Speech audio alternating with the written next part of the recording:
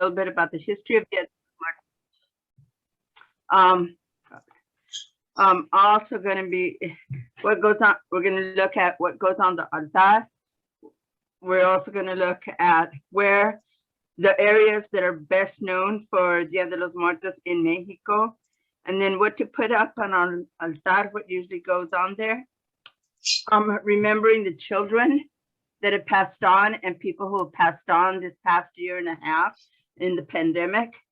And then at the very end, I want to talk about cultural appropriation, which is very important to many of us. So Dia de los Muertos has its roots long before Catholicism. It's been handed down from for thousands of years. Normally, it wasn't in November 2nd when it was celebrated. It used to be celebrated starting from September. And that was because it's a harvest. We're getting ready for fall. Everything goes in cycles. And so fall is the time when everything dies and then renews. To the Mexica people, the other life and death were one. It wasn't the macabre kind of thing that we do at Halloween. It was a time to just enjoy being alive, at the same time paying homage to those who have passed on. So it wasn't something that you feared. It was, and the reason why there were decorations and when you played fun with it, you can see the alebrijes right there, the little thing that they make in Oaxaca, the decoration of the skull, sugar skulls, the pan de muerto, all of that was done in jest. There used to be, viene cantando la muerte por entre la nopalera, y en que quedamos pelona, me llevas o no me llevas. Because it's a game. It's a game that we all know that life has a beginning and life has an end. And everything is a cycle. And that it's, as human beings, just like nature, everything else, we have a beginning, our childhood, our birth. We have the childhood, we have the adolescence, we have adulthood, and we have elderhood. And that we know that we don't know when we're going to go. However, you cannot have life without death, and you cannot have death without life. And so there was always this. When the Spaniards came, they really got frightened at the fact that people were honoring and paying homage to La Muerte. They thought that our ancient elders were devil worshippers. That's because they were coming out from a whole different way of looking at life. You know, they saw this Quetzalcoatl, the snake, which to them represented the devil. But over here, we didn't even have a concept of the devil. The snake represented time, infinity. Quetzalcoatl was a positive and has no beginning, no end. And the reason why Quetzalcoatl had feathers on his head was because as human beings, we are tied down with the 7 deadly sins. And so the feathers that people wore were so that you would allow your spirit to soar. So when the Spaniards came, they changed all that. And so Dia de los Muertos was moved to coincide with All Saints Day and All Souls Day. That's why we celebrate it November 2nd now. But realistically, for many of us, we begin September and we celebrate that because that was the original date in September. So as far as the altar goes, you will find a lot of people have different, you can change the slide if you would, please. Okay. What happens in Mexico, when I went to Mexico when I was a young person, I went to study, and one of the places that I went to was Mesquite, which is one of the famous places that in Mexico is very well known for its celebration of Dia de los Muertos. And what usually happened in Mexico was that all the cemeteries, people would clean up the cemeteries. They would take the sanpasuchis, they would fix them up, before they started to put food and other things. Unlike Mexico, in 1974, when the Chicanos went to Mexico for the celebration of Quinto Festival de los Teatros Chicanos, Primer Encuentro Latinoamericano, all of a sudden Chicanos were exposed totally to Mexican culture. And so one of the things that came back to the United States, besides Frida Kahlo, was Dia de los Muertos. But because we couldn't celebrate it here in the cemeteries where we can stay all night, we began to do it as a cultural celebration. The first to do it was La Raza Graphic Center in Los Angeles with Sister Karen. And so people clean, uh-oh, I don't know what happened here. You're fine, you're fine. It's just okay. I don't see any pictures though of the. I know, I'm gonna get it back. I'm pulling it back. Okay. So usually what happens, there's certain things, some people put seven levels of the altar, okay? Our elders used to tell us that there are 7 stairs to get to heaven. So when you see these, so they represent each stage, the underworld, all the way to the cosmos and the universe. Some people do it like that. Other people do it 4 stairs for 4 directions, but also to represent the underworld, Mictlan, the world that we live in, the sky, and the universe. So what usually goes on the altar, there's always water. Why? Because it is believed that on those days, the spirits of our loved ones come back. And so the water is to give them for their thirst, okay? It is also for the life, okay? Because water is life. Water is life, and so it represents that. Then you have the salt. Salt is a purification. If you know anything about how they used to do, and even now, if you catch a hawk, if you see a hawk and it's on the road, how do you preserve it? With salt. Carne seca, beef jerky, how did they used to preserve it? With salt, right? So the salt is always there for purification. Then you have the vela. This is like the vela. See, I'm trying to see if you can see it. There you go, okay? So each candle represents, normally you put a candle for each person that you're remembering on your altar. And that is to light their way so that they will have light, okay? And so that, but also the flame of the candle is the light. So you're looking at it from the standpoint of being able to have light and not darkness, so that those spirits that come are good energy, good feelings. And then you have the copal.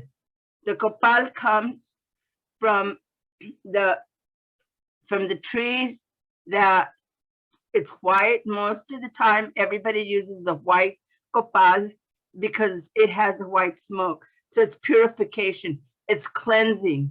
It's cleansing you. It's cleansing the area. Then you have the cempasúchil. This is the cempasúchil right here that I'm pointing to, the orange flowers and the yellow. You put them all over, you make a pathway so that they will find their way. Sometimes in the altars, you find like an arch. That's so that the spirits can go through that arch, so that they come here. And the smell of the cempasúchil is what also makes those spirits come. Then you have the papel picado, the tissue paper that they make little designs out of. Can you change this one? They clean, and here they're communing with the spirits. Okay, this one does, yeah, see, right there on that altar is papel picado, okay, which is the tissue paper that has the dormant. This represents the wind. So all the 4 elements of life. Your copal is the fire. Your candle okay? You have water. Your Did you want me to move to another slide? No, I'll show you. Like, if you see this is a teposcomil. We call it a salmador in Spanish, and that's where you put the copal.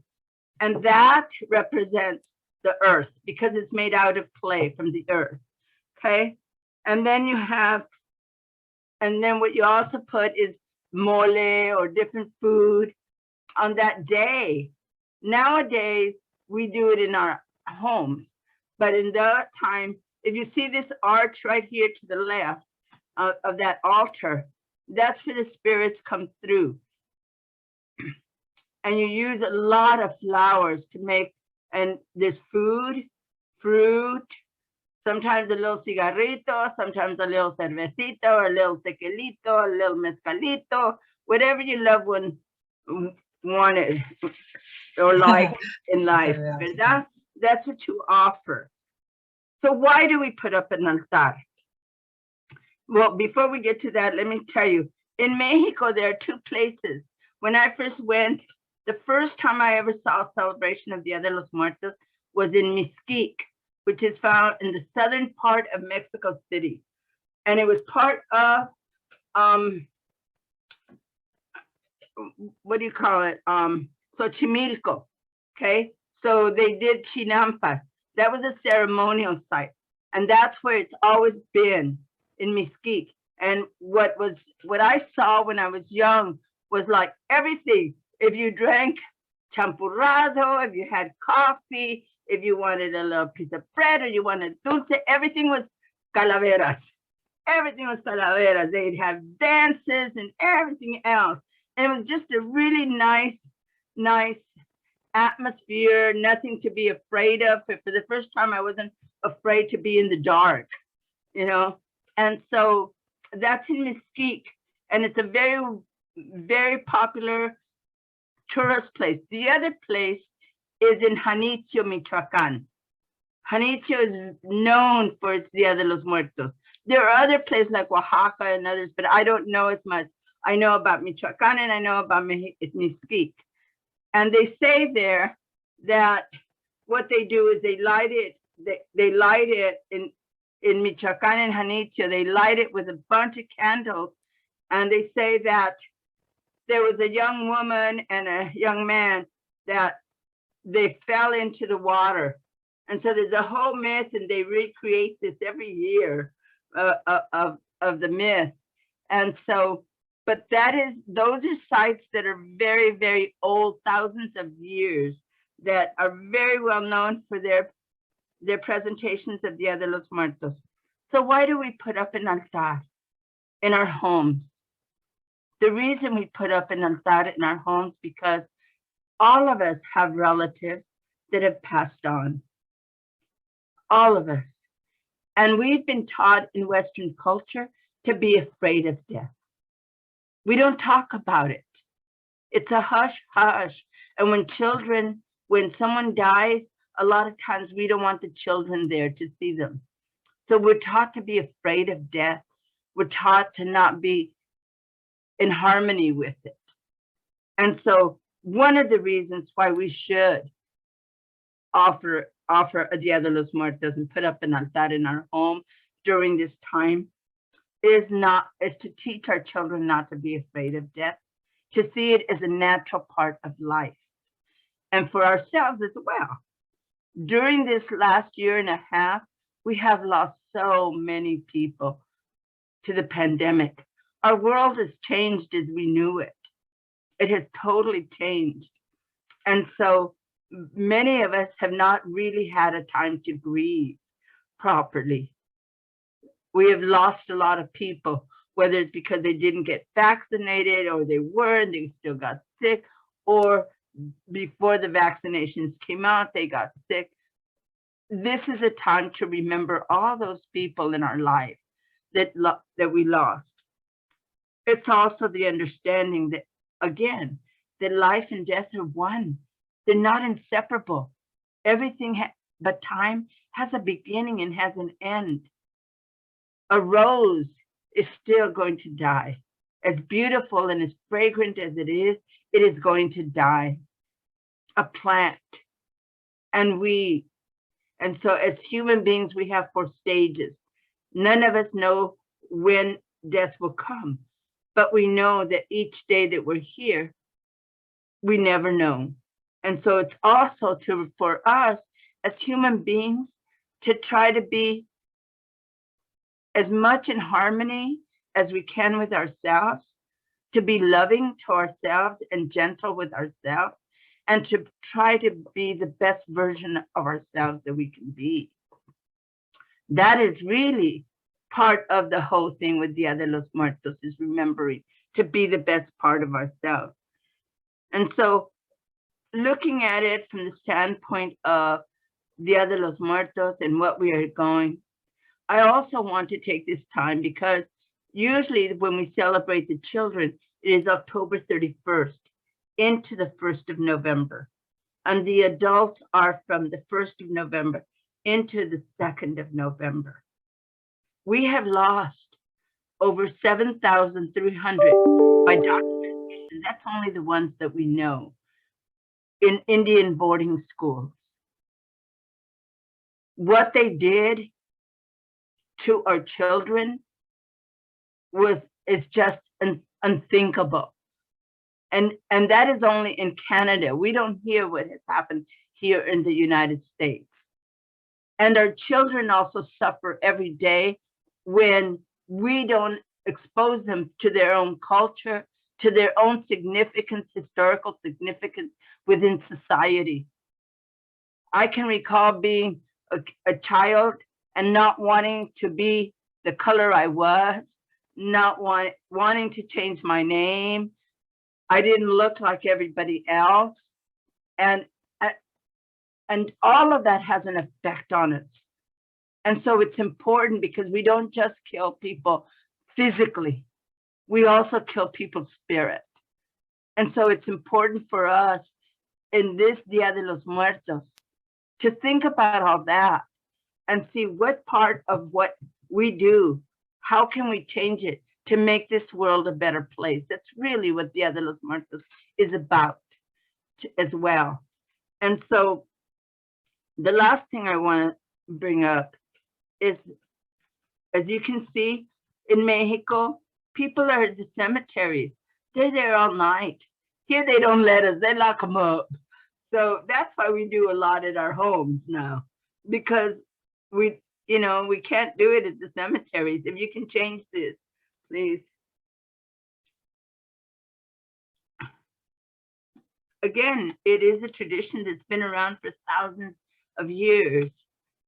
As you can see, here they are in the cemetery with lighting the way, putting little skeletons, flowers, cempasúchil, as well as I forget what these are, gladiolas.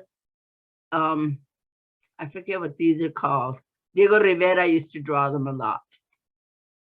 And these are the cirios. As you can see, they're big to light the way, because we remember them, because they're not gone.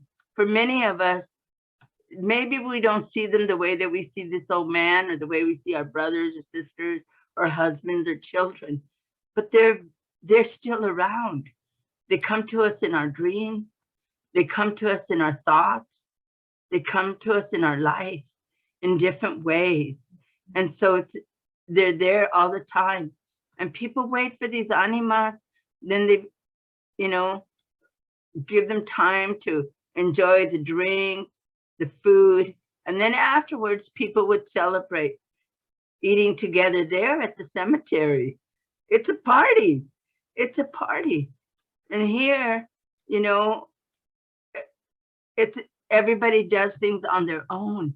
It's like it's such an individualistic society. And that's why when the pandemic closed us down, so many of us are hurting and suffering because that isolation has done something to us. And so it's important to be able to come together in calla lilies, yes.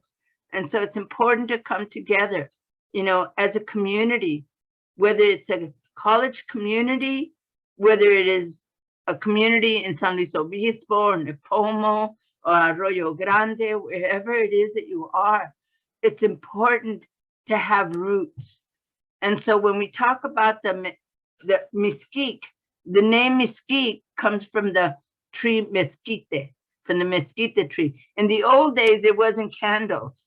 In the old days, they used to put ocote, and that's a tree that has sap in it. And they would put it all over. Nowadays, we use candles. But mesquite, the name mesquite for the city comes from the tree. And what is really interesting about that tree is that they say that those kinds of trees don't normally grow in the area where mesquite is, because mesquite is near Xochimilco. So they had chinampas. And if you don't know what chinampas are, it is where the Aztecas used to make their food and the flowers. Even now, if you go to Mexico, you know, you get on the little boats and they take you around. It's not as clean as it used to be, you know, but they take you around. And so why is this mesquite tree there? They don't know, but they do know that it gives you really beautiful and tasty little tiny fruit. But also the wood is so hard. The wood is so hard. That's what they make trompos. I don't know what to call trompos in English, those little things that curl around that you put a string and then you throw it down and then it turns around. What do you call that in English?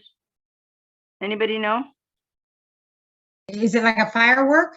Like no, it's not a firework. Okay. It's made a out of toy. wood. Yeah, it's a It's toy. It's like a top. It's a top. It's like a top. Top. Yeah. That's what it is. It's a top. Un trompo is a top. Yes. Sometimes I don't know English or Spanish.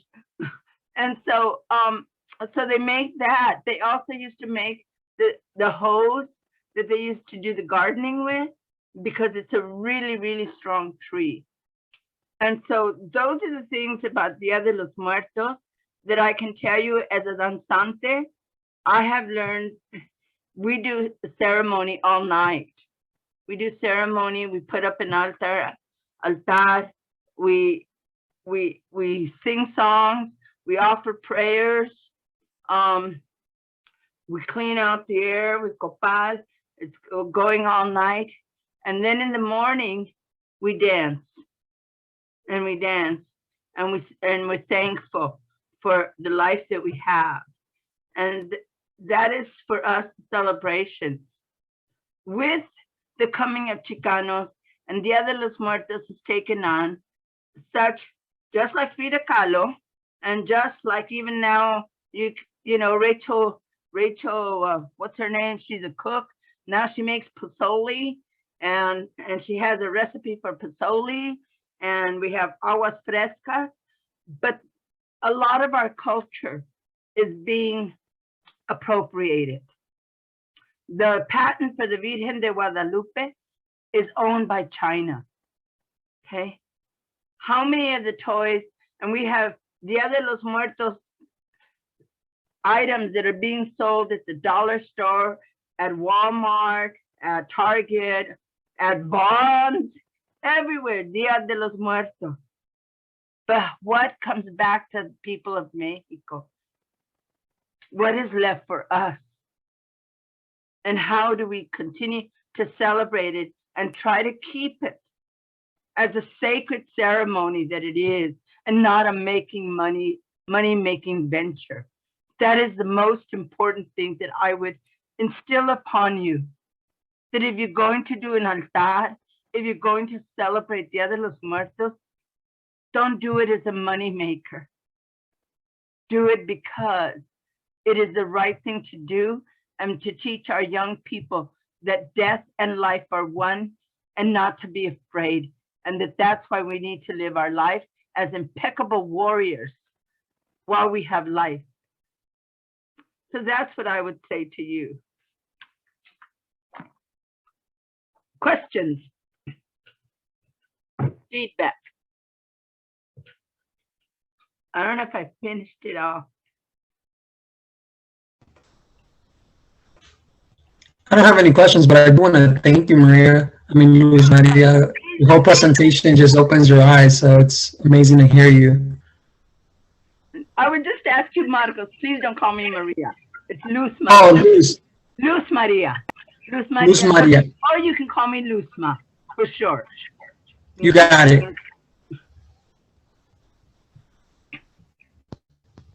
So, Mijo, I'm sorry to interrupt you, but could you tell me again what you were saying? Because I was trying to tell you about my name. It's okay, Luz. I was just telling you that how much I appreciate you coming up here and just presenting this for us. I mean, you're very knowledgeable about this information, and I think many people don't really know what Dia de los Muertos entails. We have a general idea, like we have some ideas of what it means, but you breaking it down for us is I'm very appreciative, and I'm sure many of the people that are here are thankful as well. So thank you, Luz Maria. You're welcome. Or Luz. If you can see this, see this is a papel picado right here. The different colors, orange, purple, blue. Those represent the wind, okay? Then you have the copalero, the fire, the earth, the water. So that all the elements are there on that altar. And these are the arches I was talking about that the spirits go through right here. And each candle represents a loved one. And then you put pictures of them too. But you never put a picture of someone who's alive with someone who's dead. You don't do that. You cover it up. If you don't have a picture of the person by themselves, cover up that part of the person that is alive to put it on your altar. Luz, where can we get things from Mexico that will help people? Because you talked about like buying it at all around places, but where's a good place that we can go buy things that they're actually getting money to the people that made it? Por ejemplo, like what would you like to buy, Maria Mercado Mora? Me puedes decir, Elena? No, I was just thinking about like all the like las velas and like you said, la Virgen de Guadalupe and all those, like all of the things that go on the altar. I mean, I'm just trying to think, like I'm going in my head, I'm like, where can we do this? Where can we buy all these things without? Bueno, las velas se pueden comprar. Those you can buy at the dollar store because sometimes they pay. Right now, some of these velas are going like for $20. And you go, what? I don't pay $20. I'm paying $1.99, you know? Pero las velas de cebo are what we use in danza. Okay, those come from Mexico. Okay, those come from Mexico, and if you know anybody that goes to Mexico, they're little, and you can have them. But you got to put them on a plate or something so that when they melt, they don't get all over. ¿Verdad? Sugar skulls you can make yourself. There are recipes, I believe, on the internet. They will tell you how to make the sugar skulls. You know. And so you can do that.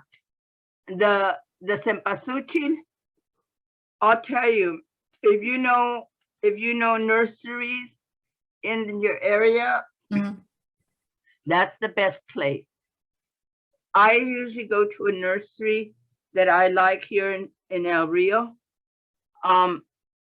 When I buy flowers, like the other day I wanted to buy flowers and I couldn't find them. And they wanted to charge me $10 for 5 cempasúchil. And I said, what?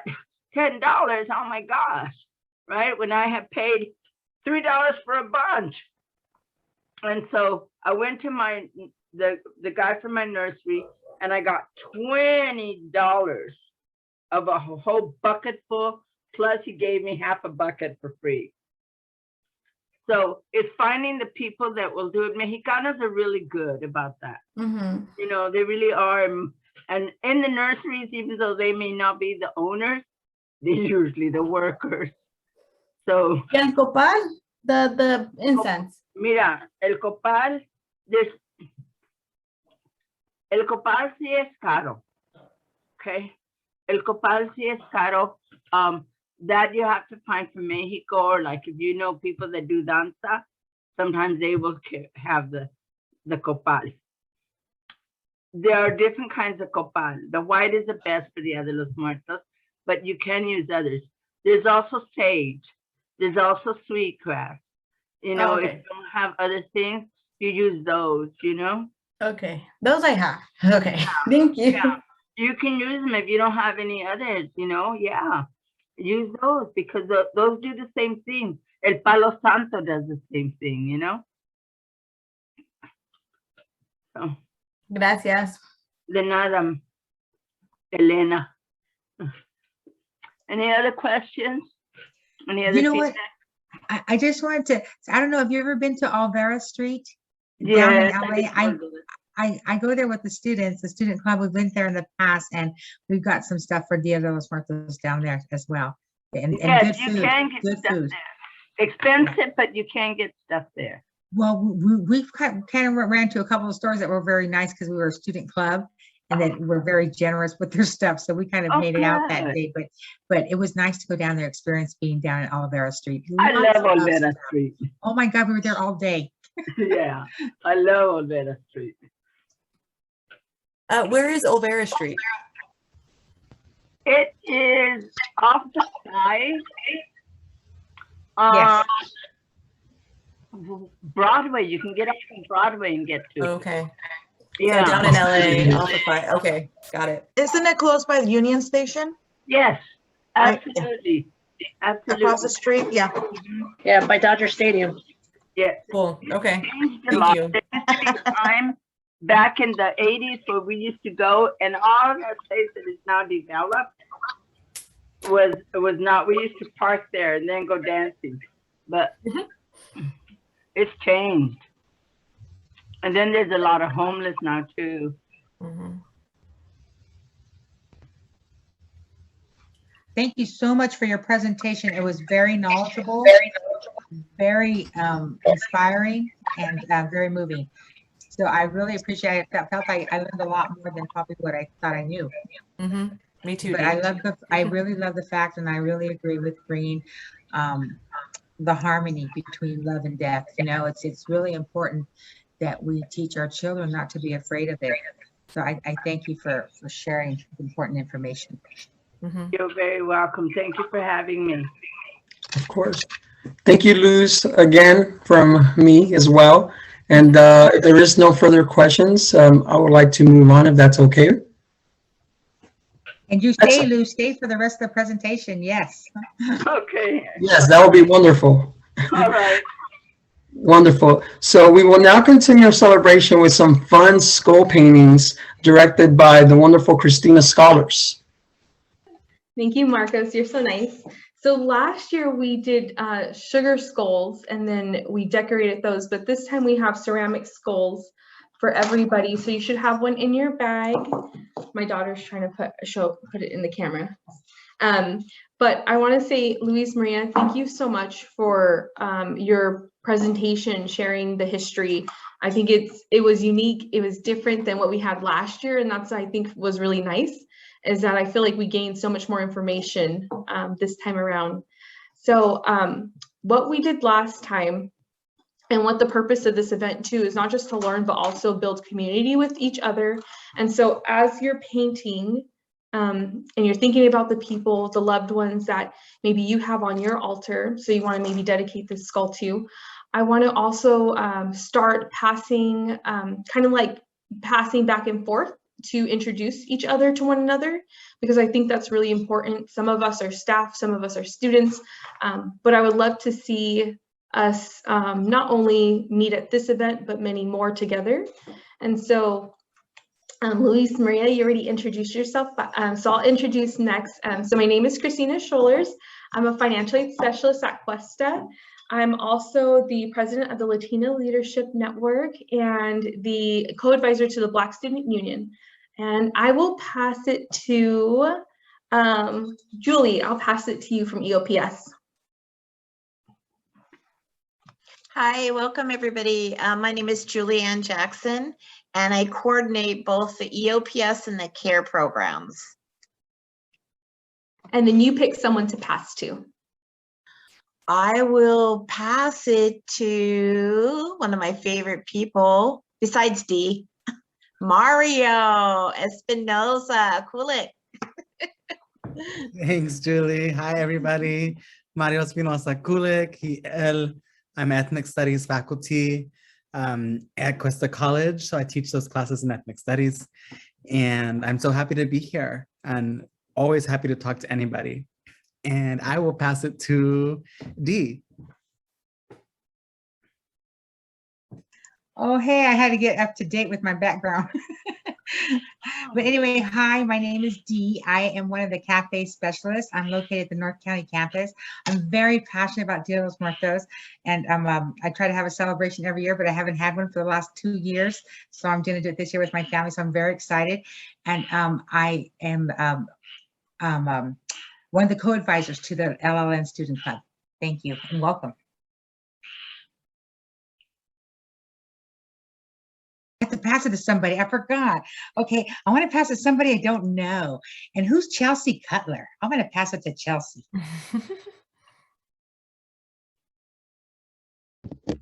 Hello, hi, I'm Chelsea Cutler. Nice to meet you. Sorry, it's kind of dark in here. I am actually currently in the library technician program, and so I was introduced by one of my professors to join in and listen, and it's been really enlightening. It's wonderful. So yeah, let me see who I can. How about Becky Carter? I'm Becky Carter. I work at Cuesta and I come to LON because I love this group.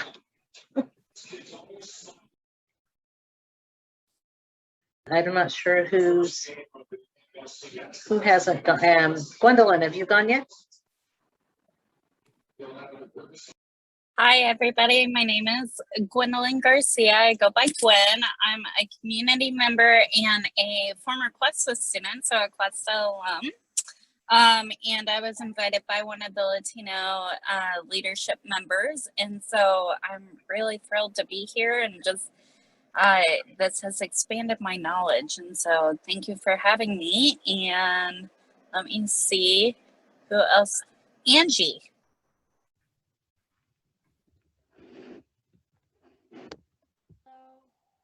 My name is Angie. I am a student at. I think you might be muted, Angie. I don't know if it works.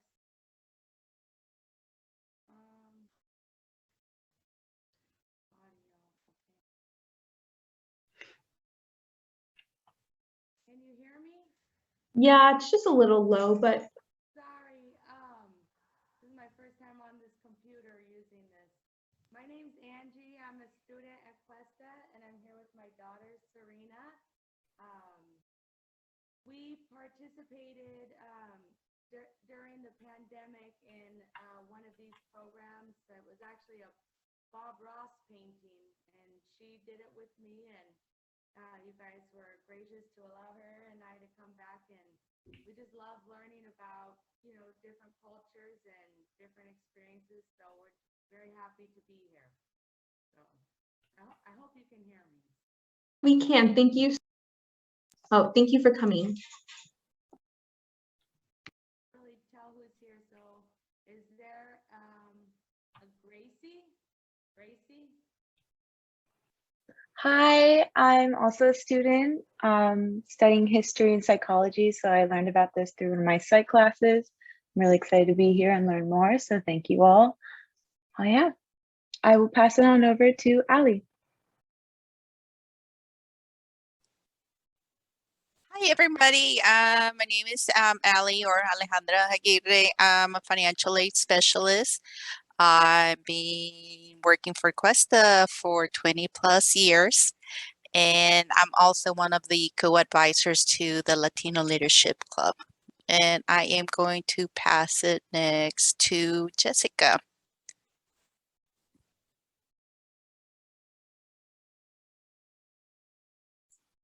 Hi, I'm Jessica. I'm here with my daughter, Charlotte.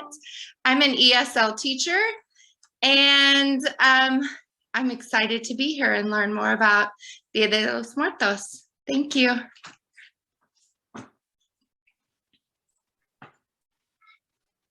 I think, I don't know who hasn't gone. Adriana?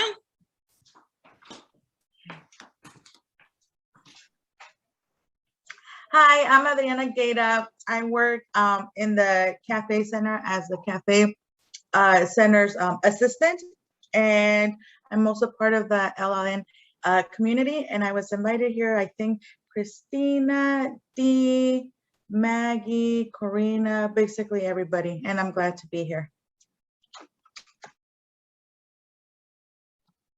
And I pass it now on to Jessica Michelson. I don't know if you've gone. I just went. Oh, sorry.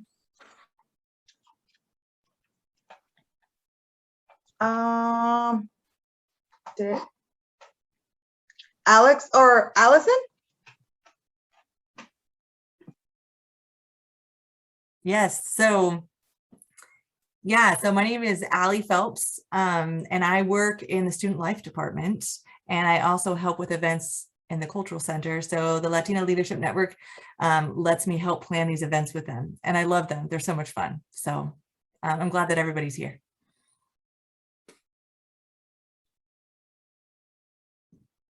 I almost forgot. Let's see, who hasn't gone yet? Oh, Denise hasn't. Go ahead, Denise. Thanks, Ellie. Thanks, everybody. This is great. My name is Denise Foree. I'm a librarian and instructor at the SLO campus, and I was one of the people handing out the packets today, and we still have quite a few left, so maybe we can recycle them. Thanks. Let's see, I should pick somebody. Lori B., I don't think you're, you've gone, right?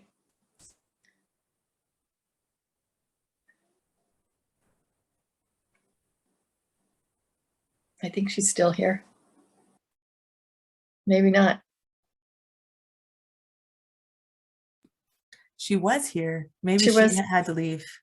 Maybe she went to dinner. Okay. Yeah. So we still have Citlali, Yolanda, Lucia, Alex, and yeah. Karina. And Karina.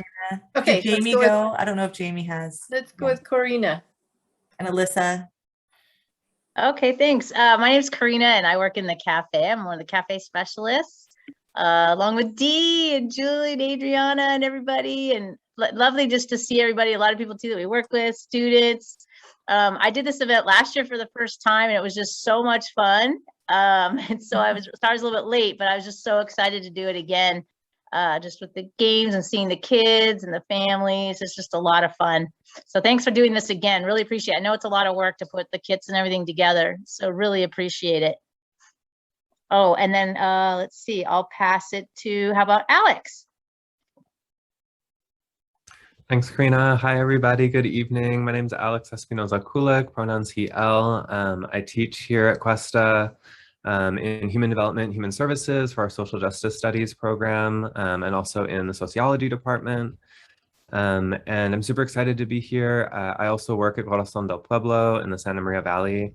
And so I'm just really excited to see all of the Dia de los Muertos events happening. And I was supposed to be in Mexico right now. So my background is, so this is from Sin Sun San, because we were supposed to be celebrating there, but this is definitely the next best thing. It's beautiful, beautiful background. And I will pass it to Citlali. Hello, everyone. I'm Citlali. I'm part of LNN, and this is my first year at Cuesta College, but I hope to get more involved. And I don't know who hasn't gone. Oh, Jamie, have you gone?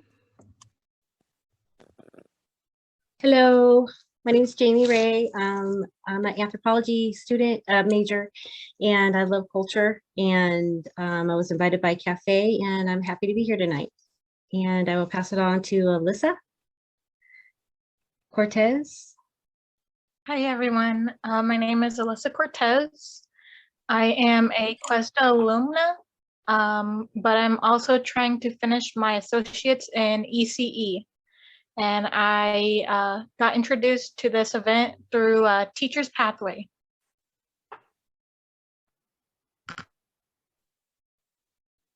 And I will pass it to Yolanda.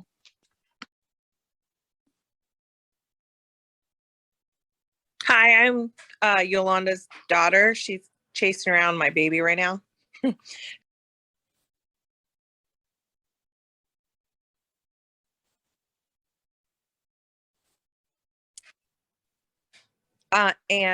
She heard, she went to Cuesta a long time ago, and she heard about this through Allie. And then I'll introduce myself. I am Lucia. I work at the Cuesta College Children's Center. I've been there for about 15 plus years. I was a student at Cuesta, and at one point I was a preschool kiddo at the Children's Center way back in the day. So Cuesta has definitely been a part of my life for a very long time, and I'm very proud of that. And this is my first time doing all this. Allie, of course, and staff emails got me introduced to this, so I'm super happy to be here. I don't know if there's anybody else that's needs to go yet. I think we got everybody, right? Yeah, thank you. Yeah, thank you, everybody. I love how we're all here together. I just wanted to ask, is anybody maybe interested in Mecha Club, Latino Leadership Network, Dreamers United at all? And because we could talk about them and maybe give a little bit more information about what the clubs offer. Would that be okay? Do we have time for that? Okay, great. Mario, would you like to talk about Mecha Club first? Yeah, hi everybody, Mario again. MECHA stands for Movimiento Estudiantil Chicanx de Aztlán. It was a club that was started in 1968 with the Comisión Estudiantil for Higher Education at Santa Barbara. And so they made El Plan de Santa Barbara, which basically affirmed that students would need an organization to build more successful pathways for higher education and more representation. It came out of struggle as well as other movements at the same time. And for today, what that means is that we are open to anyone interested in advancing in higher education and learning more about la cultura, la raza. So all students are invited to join our club. We do events like Raza Youth Conference and the Educate Conference. We do trips. In the past, we've gone to Chicano Park. We've gone to Big Sur for a leadership camping retreat. What else? We have a lot of platicas where we listen to like current issues and learn about them and how mechistas can become more involved in social political activism. Thank you so much. So if you're interested, just message Mario or any of us and we could probably help. We would love to have more students participating, engaging, learning and growing together. And Allie and Dee, would you like to talk about Latino Leadership Network? Yeah, we can, but we have our LLN president here, Marcos. He's a very, very strong speaker. Did you want to say anything about the LLN, Marcos? He knows where we're at. Where we're going. Not a problem. Well, thank you everybody for coming. And yes, I am the president of Latino Leadership Network. And if anybody is interested, this club is more to empower the Latino community, but not just the Latino community. We're all about just representing everybody and just kind of informing people of the different purposes that we represent for. And we're open to pretty much any race. It's not just the Latinos. We like to just communicate with each other, get to know each other, build relationships that we can pretty much build and grow upon as we continue our education through, whether it's a university or years later down the road, we're able to reconnect. So if anybody is interested or has any questions personally, feel free to reach out to me and I can give you more information about the club, about the different events that we have going on. Just like I believe Mario was saying, we do a lot of different activities. Right now we're working on some activities that we're trying to do, like going to the beach, helping out by picking up some trash or something in that source.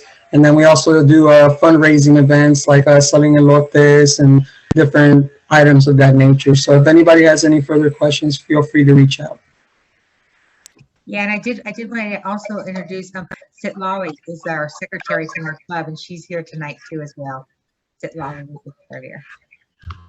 Thank you, Marcos. Thank you. So, Welcome. Ollie, do you want to talk about your experience in LLN?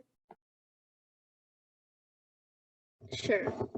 Okay, so actually this is my first year, but I was kind of involved with it like a while back when my sister was attending Cuesta, and I would attend the events with Dee, and they're super fun. We get to learn about our culture and planning everything and leadership, and it's just a great community to get involved with, and I highly support you to reach out to Dee or Marcos or anybody, and they could get you in contact with our form to fill out if you want to become a member. And yeah. Thank you. And I don't know if we have anybody from Dreamers United here too. Let me see, I don't think so. But Dreamers United is a club that is being led currently by Danny Lynch, a counselor, and on campus. Some of you may know him as a nursing counselor. He's shifted gears a little bit to better support our Dreamers students. And then Monica Contreras, she's also the counselor, and so you might see her sometimes. She supports our GED students as well as our ESL students. They're just such a fantastic club. Estella used to help, and Estella is very active and still supporting the students as well. But if you know anybody or if you find yourself interested, we would love to have you participate in any of those clubs. And then all of our Latinx clubs currently in the Black Student Union, we're all working on a tour to Cal Poly. So if any of you are interested, please let me put it in. I'll put the link in the chat actually for you to sign up, but it's going to be November 18th from 2:30 to 5. You'll have an opportunity to tour Cal Poly. I'm trying to get it so we can have METCHA Club representatives there and other organizations like the Multicultural Center, the Transfer Center, so you can have an opportunity to know what it's like. But Mario will be there and some of us will be there as well. So you'll have people with you by your side, you know, while you think about going to a nearby university. So I'll add that to the chat too.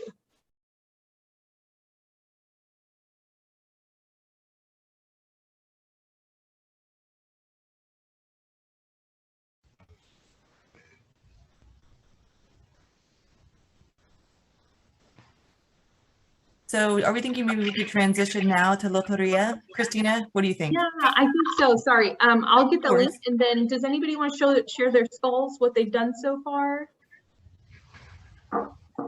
Avi, do you want to show yours? Okay, my daughter's going to show what she's done. Ooh, I'm right there with Marcos. I love it. So colorful. It looks beautiful. It is. Yes, it is. Oh, look at that other one too. Oh, neat. I know I was working on a butterfly. Butterflies remind me of my mom. And so when Luz Maria was talking about dreams, my husband has dreams sometimes of his father that will guide him. And so that really resonated with me. And whenever I see a butterfly, I feel like my mother is reminding me that it's okay or that she's there with me. So, yeah. I was going to be bad and I was going to lie and say, I'm done with mine. Look what I did. But that's a big old lie. Here it is.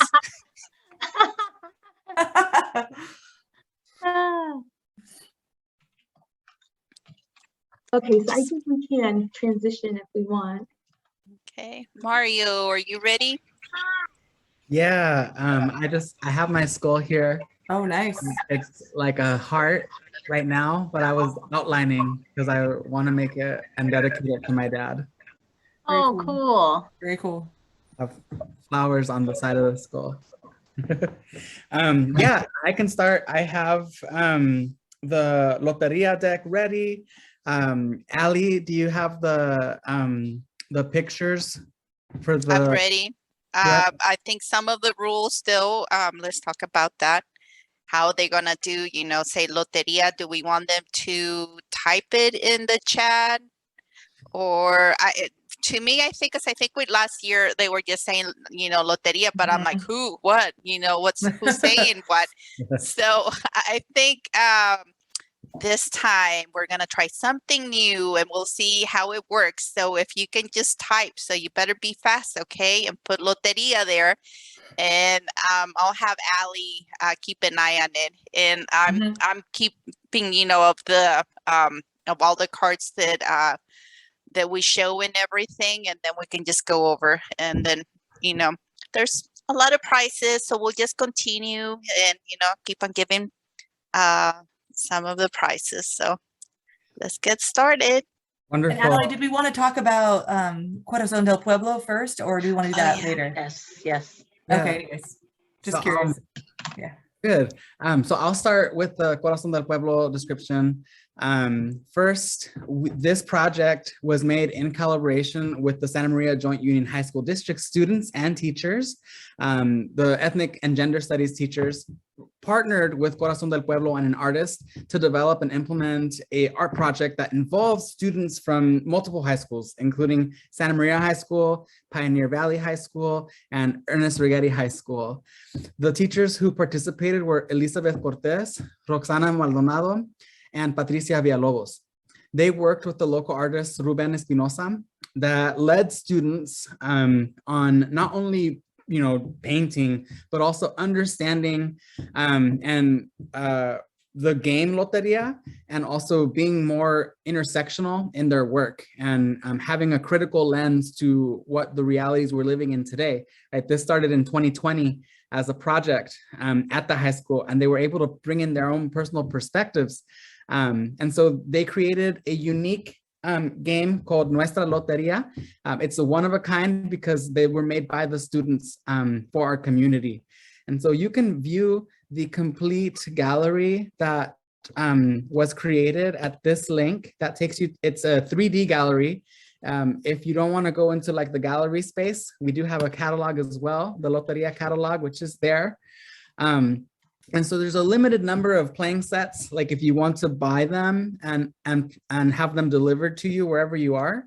And you can find that information at this link. So that's a deck of 50 cards with 28 tablas in each set.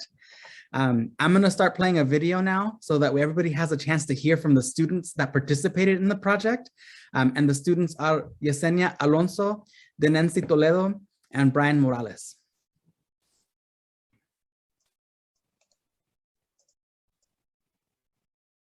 Hello everyone, welcome to my presentation. My name is Yesenia Alonso and the topic of this presentation is fighting machismo. Being a female in a Mexican household has revealed to me a true definition of an obstacle course, as well as made me a lot more aware of the gender inequality throughout life. Growing up, I saw many with males, them completing a task was seen as a favor, whereas for me, completing a task was seen as an obligation, something I must complete. Advocating for myself was definitely seen as a red target. It was definitely challenging to make it even possible, being that voicing my opinion was seen as a sign of disrespect and talked back, when that was never my intention. A little bit about my art. I definitely feel like I got the message out of women empowerment. The woman in the green suit is breaking the normalized standards of women being domestic workers. As you can see inside the mirror, the woman is in a maid outfit, and the outcome explains it all, right? Women are capable of anything they desire. The name La Nueva Generación simply comes from being inspired by us women. I can say that sometimes we are put down because of our gender, but I can confirm to you that we contribute to society just as much as any other human does. Ways to advocate against machismo. Definitely use your voice, whether you're a woman or not. Be the case your problem. You definitely contribute to the problem and creating a new solution, right? I definitely want to say that women deserve to be looked as whole And it's definitely okay to complete or fulfill domestic work.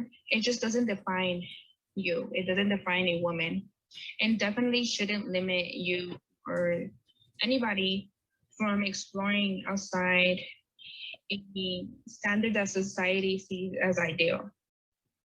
Another thing is machismo is ingrained. It is passed from generation to generation.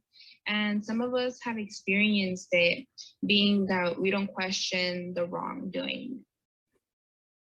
Another thing that's important for me to state is that machismo involves a diverse group. It's not only found within my culture, but within many others that we may not even know about. And with that being said, this concludes my presentation. Thank you. My name is Nancy Toledo. I did my presentation based upon the deaths in the desert that have occurred when immigrants or just in general people try to come. El tema que yo escogí es sobre los migrantes, específicamente las muertes que ocurren en el desierto. La razón por cual yo escogí este tema es porque mis papás, abuelos, tíos y algunos primos míos tuvieron que cruzar. Algunos lograron cruzar, pero otros no tuvieron esa misma suerte. Recuerdo que mi abuelo me contaba historias sobre lo que él vio y lo que tuvo que pasar. Y el número de mi carta es un número 3 porque representa los 3 mejores amigos de mi abuelito que lástimamente se quedaron ahí en el desierto. Ellos también tienen ahí sus cruces. Yo aprendí mucho sobre este tema y lo que más me llamó la atención es que en este año se han recuperado 96 cuerpos en el desierto.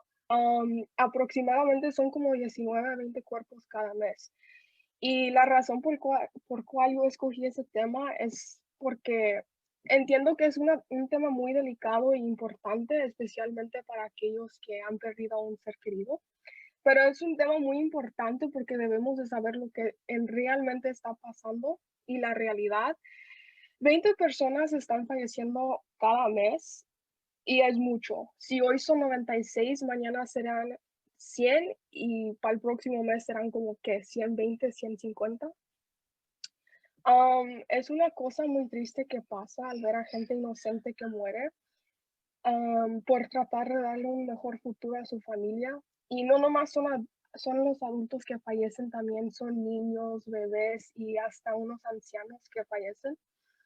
Algunos huyen de la delincuencia de su país, otros nomás no les alcanza el dinero o no hay trabajo o simplemente van detrás de ese sueño americano. Y la triste realidad es que no todos pueden llegar a cumplir esos sueños. El refrán de mi carta es que dicen que soñar no cuesta nada, pero aquí te puede costar la vida. Yo me acuerdo que este refrán siempre me lo decía mi papá, porque cuando él tuvo el sueño de venir acá a los Estados Unidos, siempre le decían, oh, que no cuesta nada soñar. Pero al momento de cruzar, vio que sí le costó mucho a él y a otras personas. El número de las muertes solo sigue aumentando cada día y el número es más alto hoy en día porque los migrantes tienen una probabilidad más alta de morir en el desierto que hace 15 años. Yo conozco una organización que se llama No More Death y ellos tratan de ayudar a los migrantes para que no haya más muertes.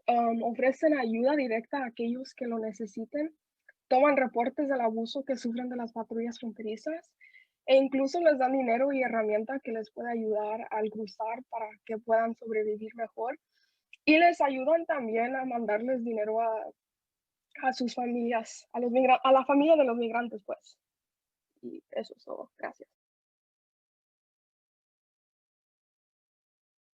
Yeah, hello. My name is Brian, and my presentation was about DACA, which is also stands for Deferred Action for Childhood Arrivals. This was started by President Obama in 2012. And then most of my family is also in DACA, and this lets them stay in the U.S. Legally and get opportunity to work here with a permit and all that. And then I chose what's este tema, because it was very important for the communities, Latinas.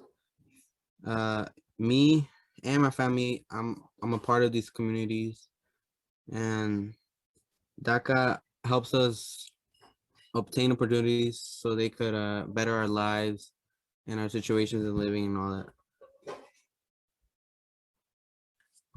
that. Many people need to start worrying about this, or putting some thought into this in DACA, because many people want it out. Because in cases like it brings a lot of immigrants and they think like they're bad for the communities, they steal jobs, stuff like that, you know. And then that's why they want this out, especially like our old president was working on it taking out, and that's why we need to put more thought about it, because we need to help defend it. My refrán in my carta was la oportunidad que oran la usan para ayudar y mejorar. I want to give the message that it's very important to protect this program, because it helps me and my family, you know, stay together here in the USA. I'm very blessed that I could see them, and that's because of the program DACA, which helps me see them. They also live a good life here now because they get permits to work here, and they also could obtain a license, which helps us.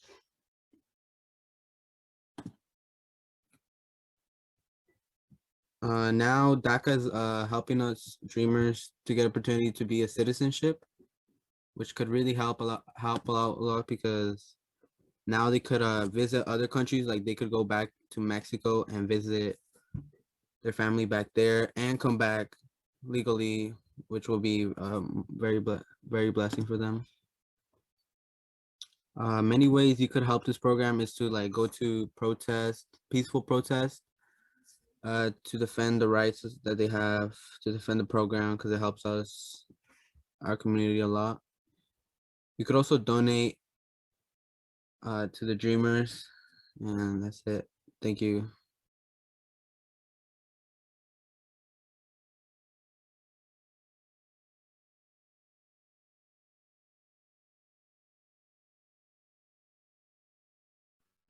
So thank you very much to the students who worked so hard to put their pieces together. And as you can see, they were really thoughtful in how they made them. So the loteria tablas that everybody should have gotten in their prep kit, that's all original art. And so I'm gonna start giving the instructions for folks, and then just put like your thumbs up when you have everything ready. The instructions is just like bingo, right? So in this case, all players will receive a tabla with 16 loteria cards in a pattern of 4 rows and 4 columns. That's what the card should look like. And so me, the card caller, I'm gonna read off the cards one by one. So mark your tabla when any of those cards are called.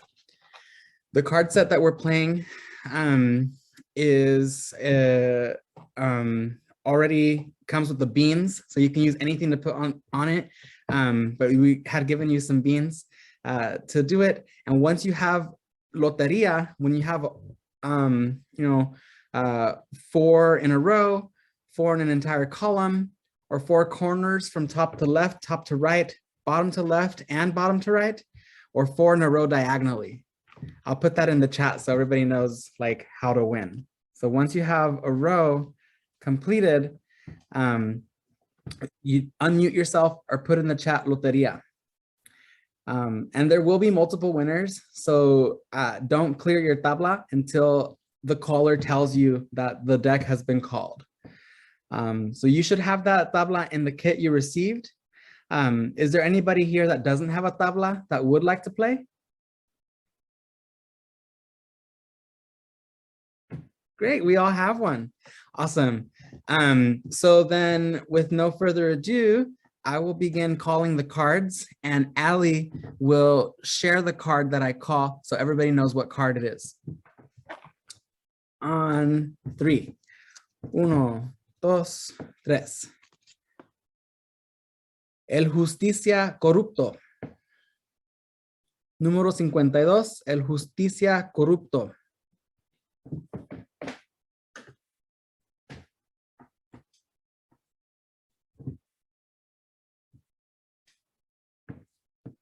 El justicia corrupto. Yes. Next card. El lado ciego. Número 41, el lado ciego.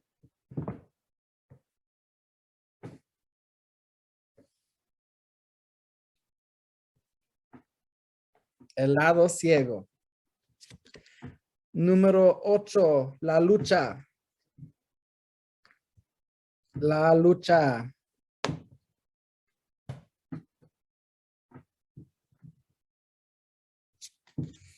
Número 8, la lucha. Número 51, la comunidad. La comunidad.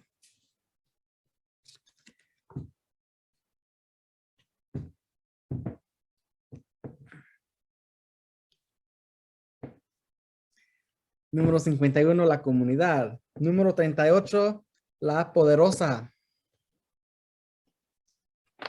La poderosa.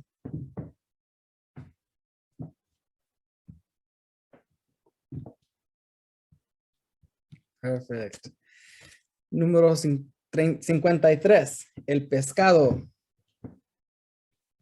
El pescado.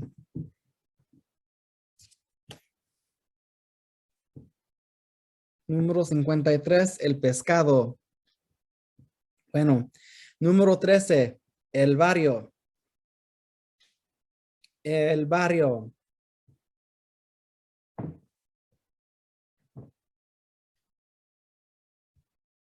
Número 13, el barrio. Yes.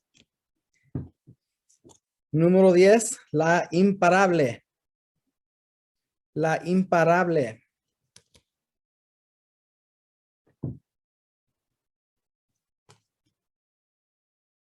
Bueno, la imparable. Número 47, la role model. La role model.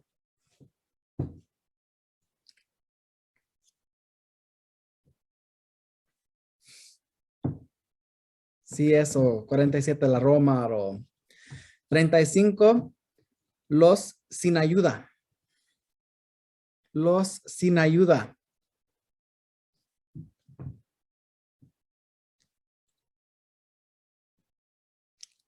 Los sin ayuda. La ecualidad. Número 39. La ecualidad.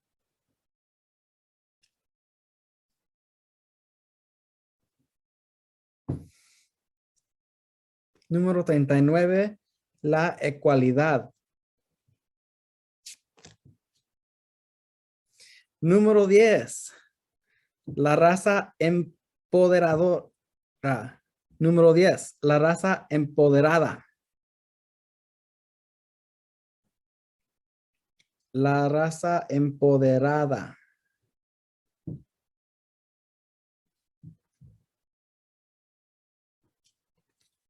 Número 9. La trayectoria. Número 9. La trayectoria. ¿O trayectoria? My bad. Número 45. La mamá. Número 45. La mamá.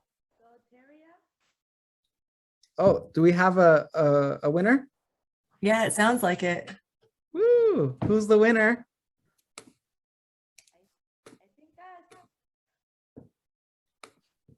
Angie Lazare. Congrats.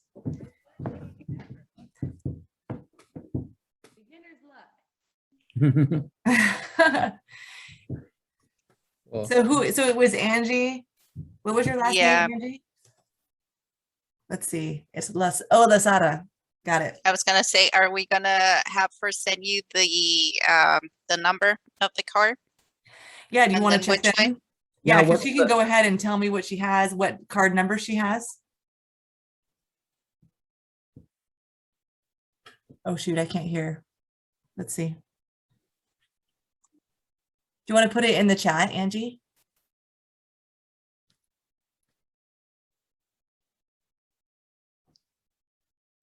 Because you're so complicated on Zoom. Okay, 52. Let me find it. El justicia corrupto. Okay. Yeah, so we have El Justicio Corrupto, we have La Mamá, Los Sin Ayuda, El Barrio, El Trayectoria, and La Porrosa. So yeah, got it. Awesome. Congrats. Let's Cool. continue. Los que luchan, número 16. Los que luchan.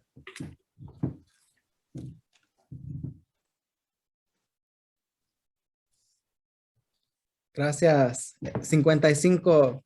El trabajador esencial. El trabajador esencial. Número 55. Thank you for being patient with me. I kind of like, I went back one too many sometimes, so. That's okay. No, you're keeping up the pace really well, Ali. You're doing a good job. El homofóbico 16. El homofóbico.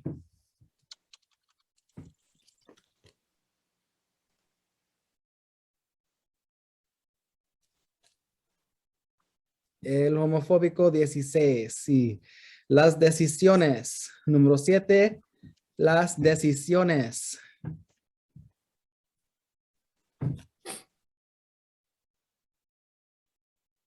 Las decisiones. Número 26. El calentamiento global. El calentamiento global.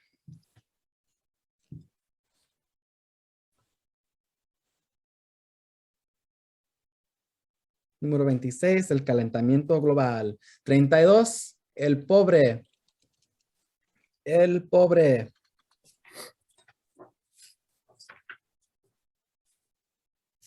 Número 32, el pobre.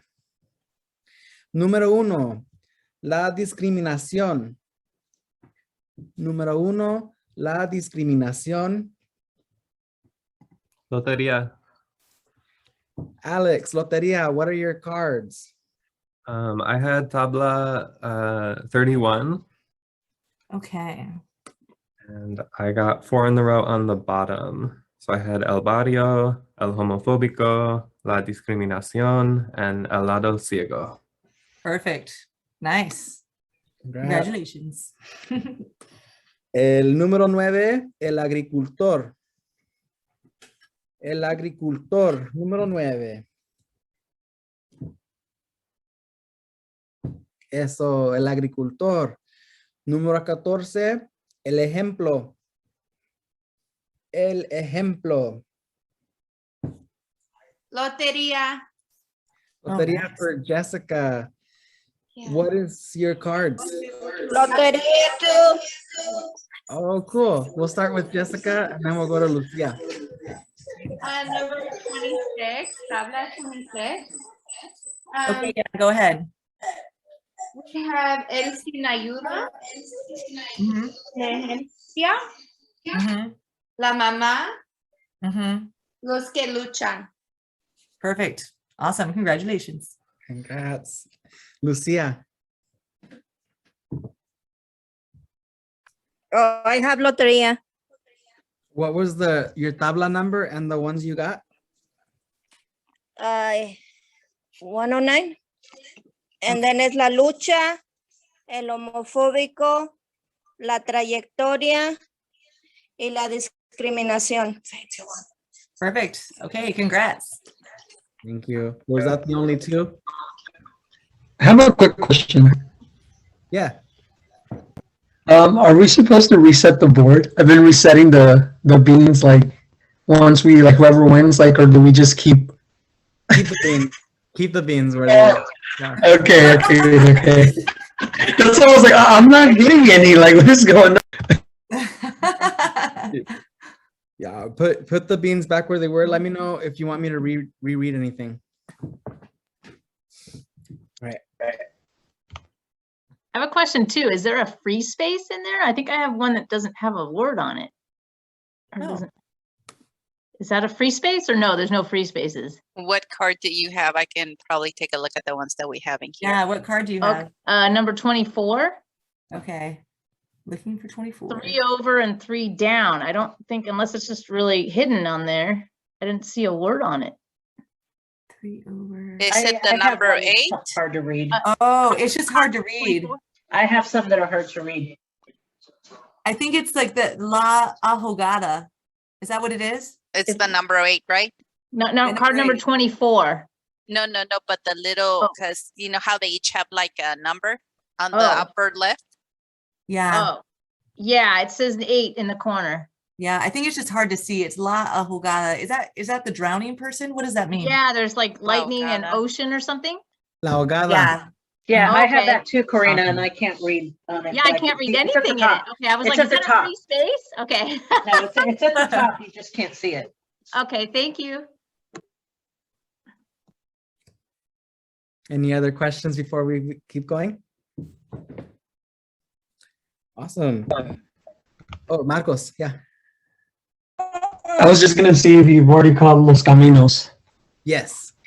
Oh, you did, so I have Loteria then. Okay. Thanks, Marcos. What's the tabla and the cards? So the tabla number is 56, and the numbers are 53, 9, 32, and 6. Awesome. Congrats. Probably already won like 3 times, but you know, it's okay. Awesome. La hija mayor, número 11. La hija mayor, número 11. I have oh yeah, I was reading something else on the other one.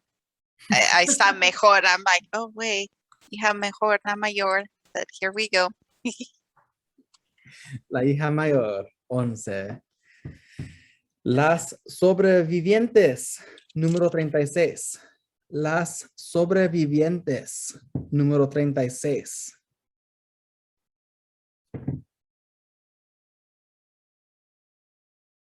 Las sobrevivientes, 36. Okay, hey you guys. I said to say that my brother-in-law got bingo and didn't realize it until right now. And he's sitting right here in the chair. Okay, come on over here, brother-in-law. Don't be shy. It's my brother-in-law Marty. I can't read the Okay, and he says he has tablet 14. Okay. And do you want him to read? Do you want us to read it diagonal? Read the number. Oh, it's 45. And what's that number? Gosh, I have the glasses and I can't see. 11. And El Barrio and La Paraba. La Imparaba. Imparable. Okay, yeah. Yeah, I don't actually know what that means. What does La Imparable mean? Yeah. Unstoppable. Oh, okay. Oh, that's Got her. Karina, unstoppable. Exactly. I'm like, unstoppable. Imparabla. Yeah, number 10. Oh, number 10. It's number 10, he said. Number 10. Dee, should I just send the gift card to you for your bro-in-law? Oh, yeah, because now he knows he won. He'll keep asking for it. No. I'll ask her for it now. No. Nice. I'll send it to you, Dee.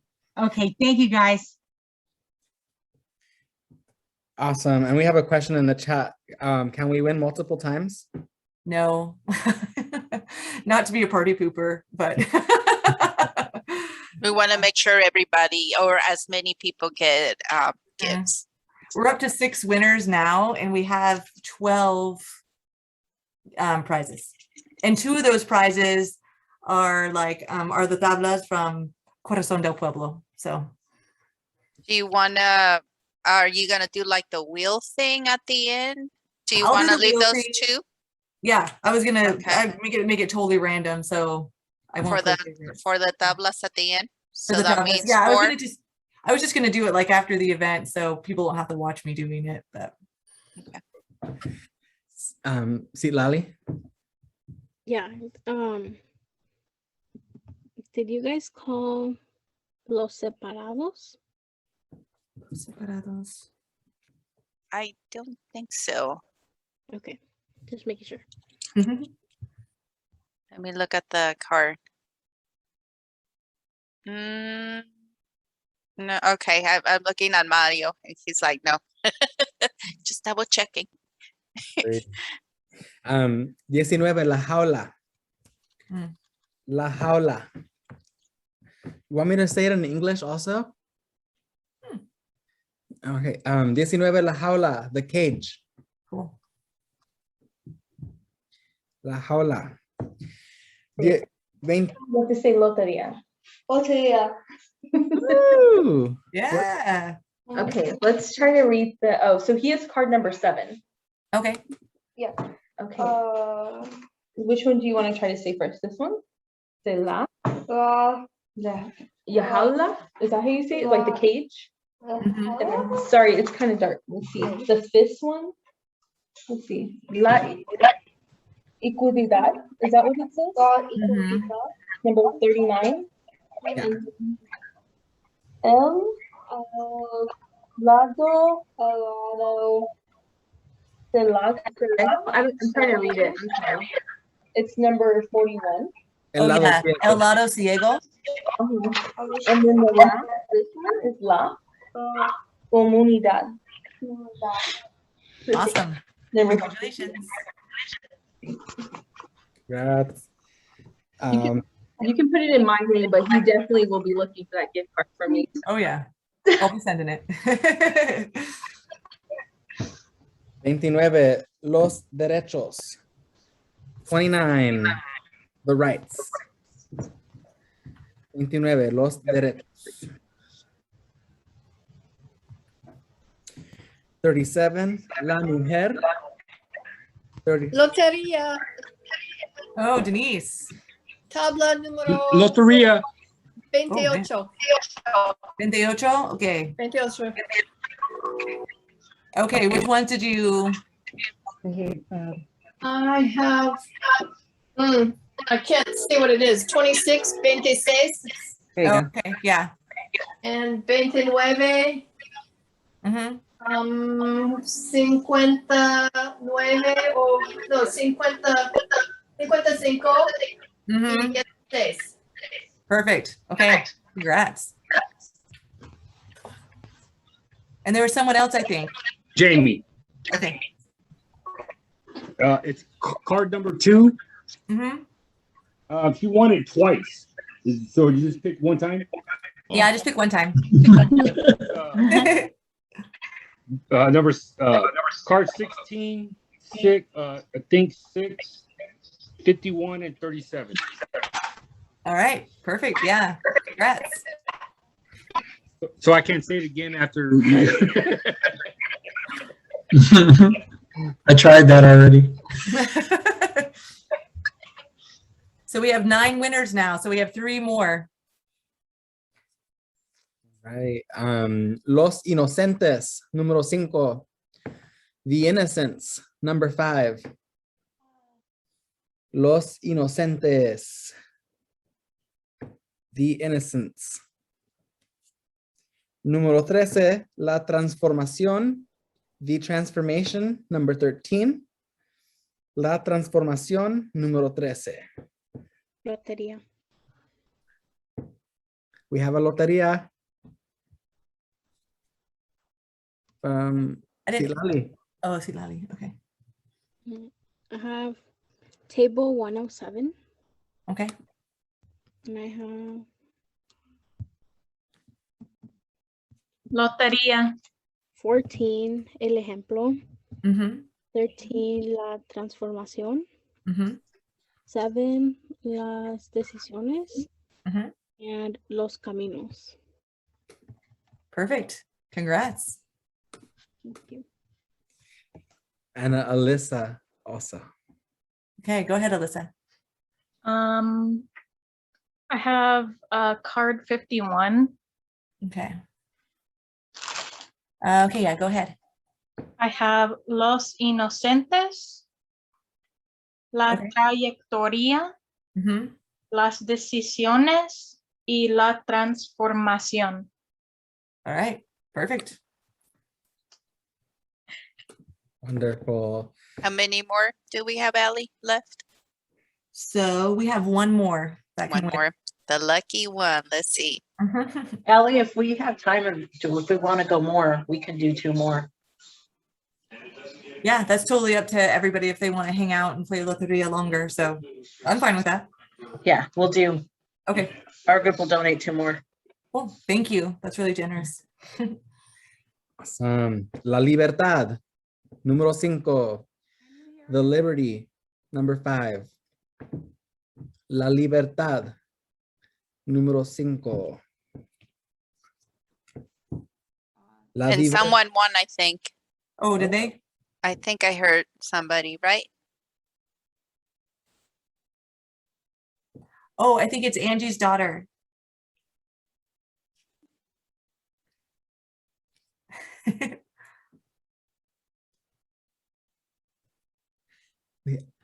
think your volume is just a little bit low.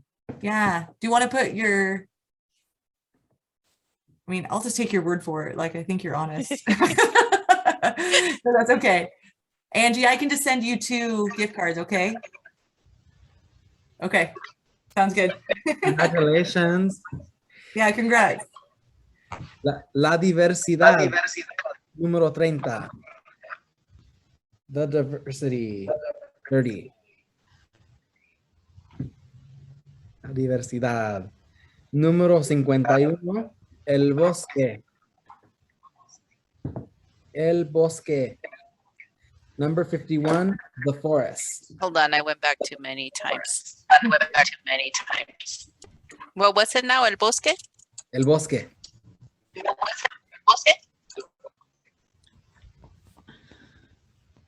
I think I got Loteria. I'm not sure. Yeah. Card 19. Okay, hold on. Let me get to it. Let's see. Okay, yeah, go ahead. So it's down El Agricultor. Number 9. 51 El Bosque. 45 La Mamá. And then 14 El Ejemplo. Nice, you got it. Oh, yay. Thanks. La Paz. Número 18. La Paz. The Peace. Number 18.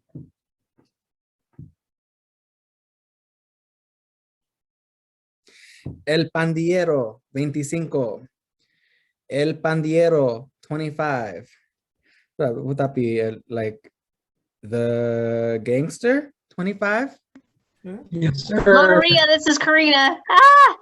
Oh, Karina, you got the last one. Can't type fast enough. I'm like, I was still gonna say I was having so much, even though I was losing.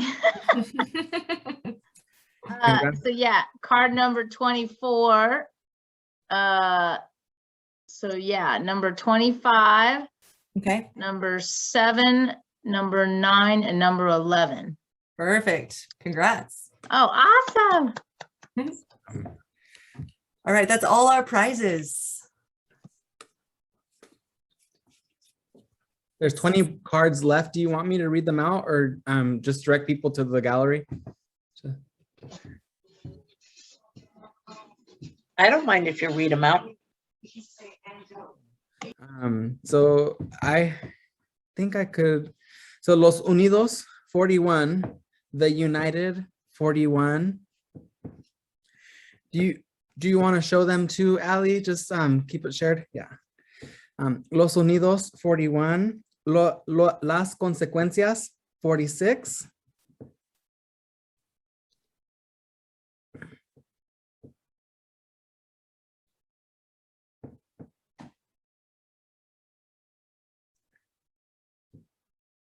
I've been talking to myself here. Las consecuencias, right? Why is it not coming up? Usually when I put something like that, it comes up. Yeah, it shouldn't take So very. I don't think we have that one in here. There it is. Where? Oh, the one that I there have we go. my the mouse on. It's That Los, one. that's why. Okay. Oh, it's because it's Los. Yeah. And over here, it's supposed to be las, but Oh, over there is spelled los, and I think that's what it is. El que no pudo is next. El que no pudo. La ahogada. Mhm. Number 8, the drowning, or the one who's drowning. Number 8.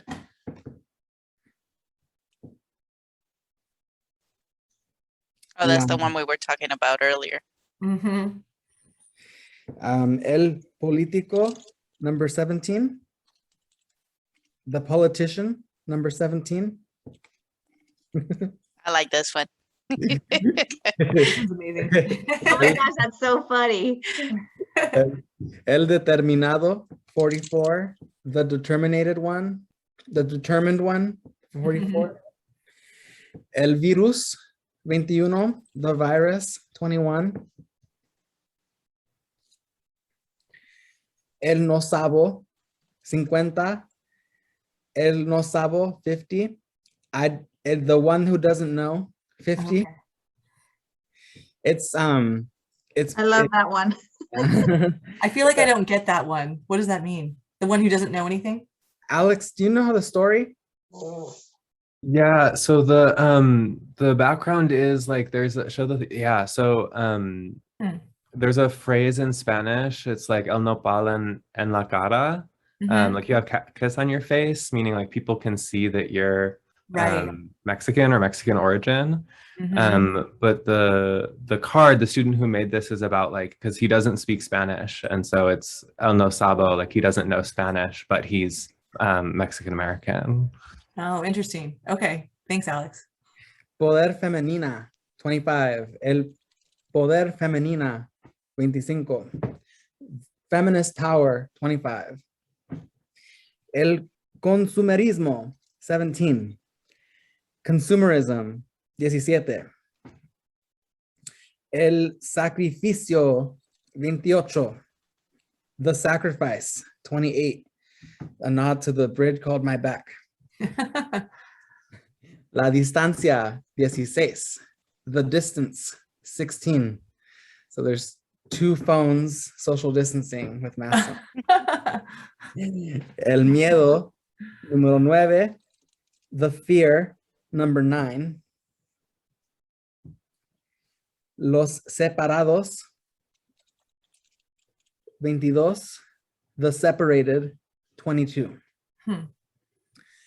La gloria, 46. Glory, 46. Los caminos, 6. The pathways, number 6. Okay, it's not coming, so I'm gonna try an 8. That's what happened last time. It's right there. Above los consecuencias. Oh, yeah, Los Caminos. Yeah. El desierto, número 3. The desert, number 3. And this is the card that Yesenia was describing, border crossing, deaths at the border. Mhm. El mundo, 14. The world, 14. And we're at the last one after this one. El odio, número 1. El odio, número 1. Hate, number 1.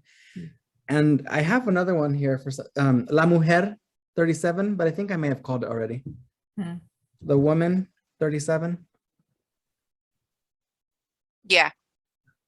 And that's it. Those were our cards. Thank you so much. And again, the links are in the chat if you'd like to check out the gallery in more depth or purchase your own copy.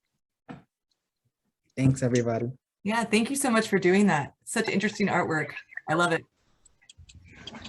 Thank you, Mario and Ali. We now will open up for people to share memories and pictures of family and loved ones who have passed away. Anybody want to volunteer? I'll go first. I don't know if you can see my lamp broke, my light that was behind me. But I just recently moved, so I had a hard time finding my pictures. And so I wasn't going to share this, but I happened to find this. So I don't know. Let me turn my background off too, so that'll help. If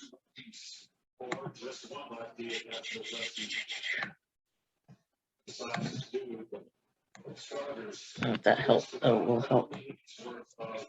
So I don't know if you guys can see that.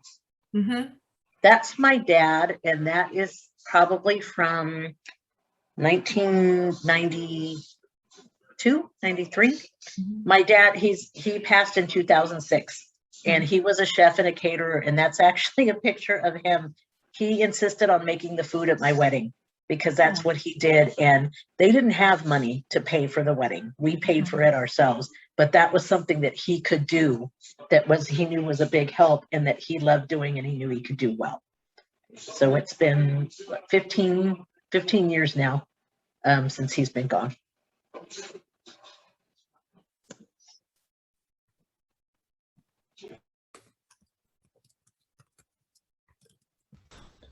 Anyone else?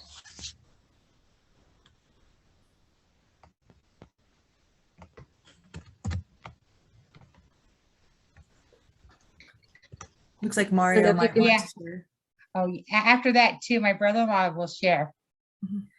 This is my father over here on the left and my grandfather on the right.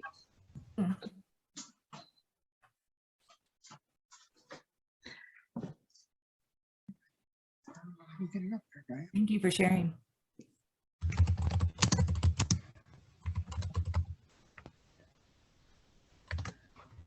I can go next. This is our little altar that my daughter and my put together. And it's both my mom and my dad. Both have been deceased. My dad has been deceased for about 12 years, I think. And my mom has been deceased for a little bit over 20 years now. I'm trying to show my 4-year-old daughter about it, and I caught her the other day coming up here and talking to her Mama Tere, which is nice because I named her after my mom, Teresa. So.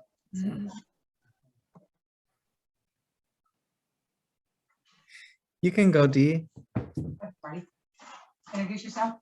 Yeah, I'm Marty Rodriguez, and this is my mother-in-law and my father-in-law, Tony Lamone and Margaret Lamone. Marty's stepping in for us because we're making sugar skulls right now. Tony was a construction worker and Margaret was a homemaker at home.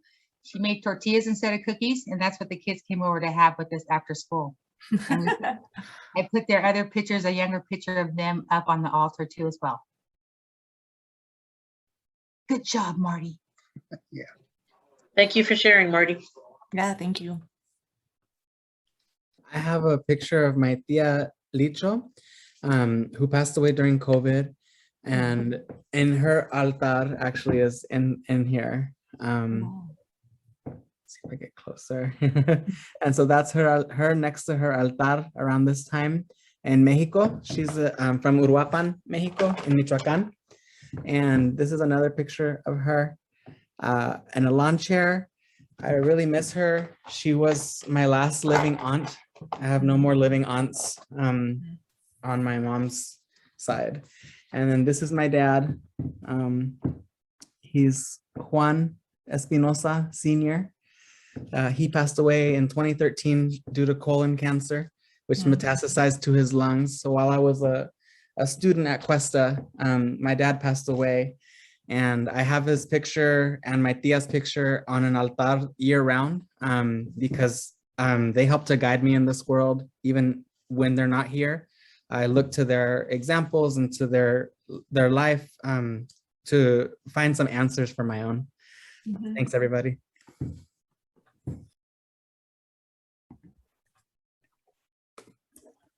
I can share. This is my, let me turn the background off.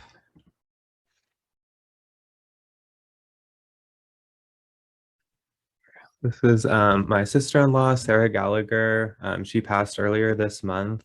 She died by suicide, and it was really a shock to a lot of us, but it's good to know that she's doing what she needs to do on the other side. And she's in the place that she needs to be in, and she's able to still be here in her own way.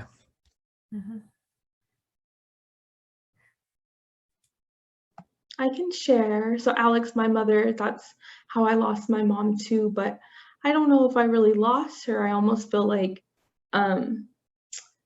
she's doing what she needs to do for a lot of people at the same time, and this was the best way for her. Actually, that's not even a fun fact, but my husband, he actually has dreams of my mother sometimes, and he had a dream he had a dream where she was saying multiple things to him that he wanted her to share with me. But one of the things she said was that it's very difficult to come into my dreams for some reason. So sometimes that's why she relays them to him to tell me the story. And I just want to share a few pictures of her. So my cap for my graduation is in my office still. I don't know if you can really see it, but it might be too hard, but that's my mom. And she actually has a little duck in her hand. She was always, she just like loved animals. And then, let me see, I'm trying to make it again. And then this was her as well when she was younger in the 80s. I don't know if she'd really want me to share that hair photo, but, and then this is, sorry. I was like running around my house, but I couldn't find a photo, but that's her, that's me, and that's my dad. But I actually named Avisita, which Aviana, her middle name is Isabella, for my mom's name, Isabel. So yeah.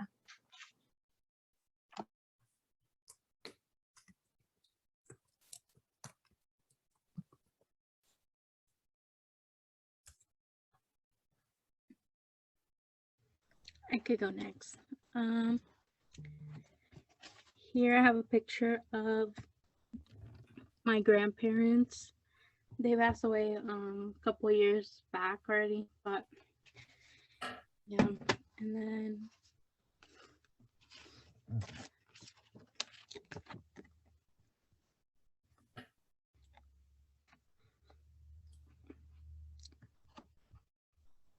these are my 3 uncles that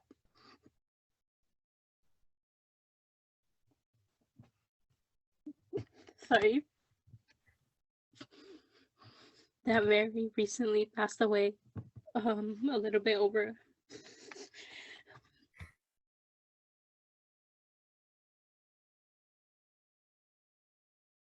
they passed away a little bit a month ago, like back to back, which was like really hard on my family, but we're gonna miss them, but we'll set them up their mezcal and their food at the altar.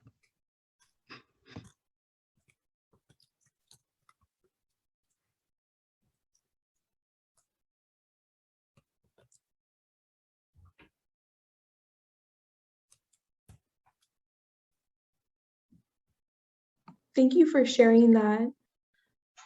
I think last year I actually cried with Becky and I think everybody else because we unexpectedly shared our photos. But one of the biggest takeaways I've had since losing, I don't know if I lost my mom, it's more so I just gained her in a different avenue. And I have to say that I'm really thankful I got to know her and like so many other people that, you know, sometimes I kind of look at it like I'm so thankful I got to know them for the time I did because some people missed out on that opportunity.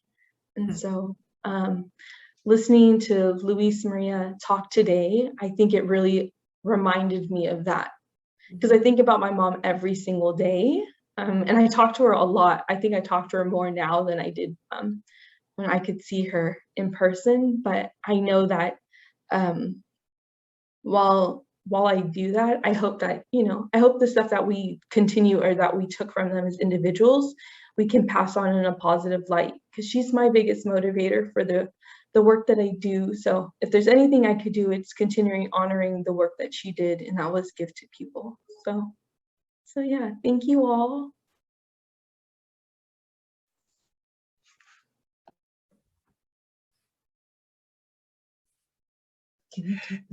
Thank you, guys. I just want to take a minute to thank everybody for coming. And I want to thank my family for putting effort into getting here too. And they were here and got to play Loteria this time. So sharing all with our loved ones and stuff. I know that there is pain, but know that, you know, that pain can turn into peace within yourself. And I mean, I have beautiful memories of my mom. She got me in a bunch of challenges. Boy, that lady was brave, but and she was a smoker. We took her to the care, asked Julie, we took her to the care workshops or care at Madonna, and we couldn't find her, and she was outside smoking cigarettes with the students, and she was having a ball. But you know, and they were all over 21. They were just sitting down, enjoying good conversation with her. So I like to take that with me wherever I go, and I feel like I look like my dad, but I feel like the spirit of my mom. So you're right, Christina. We take that what we have, what we learn from them, and we go and share and spread the love with others too in a positive way. So thank you all for letting me always be a part of this. I love you, this, Marcus. And thank you to my students that came, Ollie and Marcus.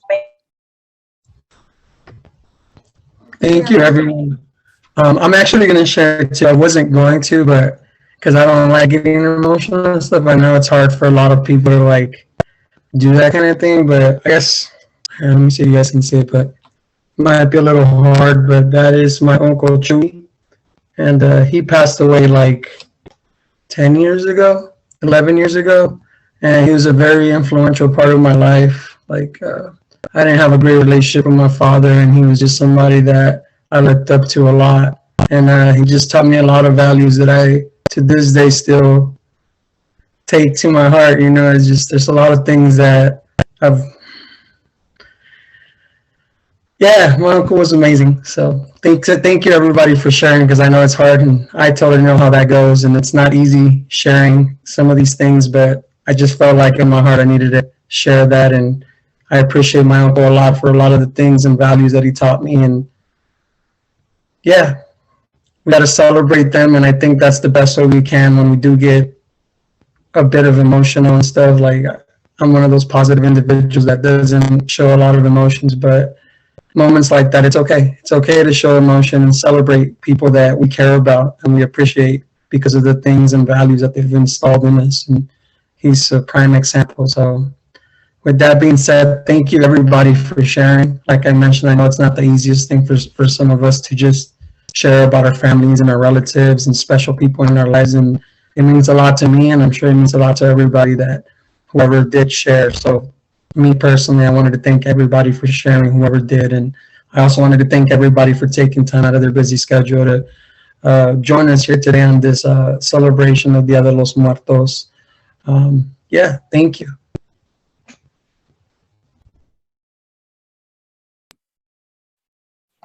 Can I say one thing? This is my favorite event every year.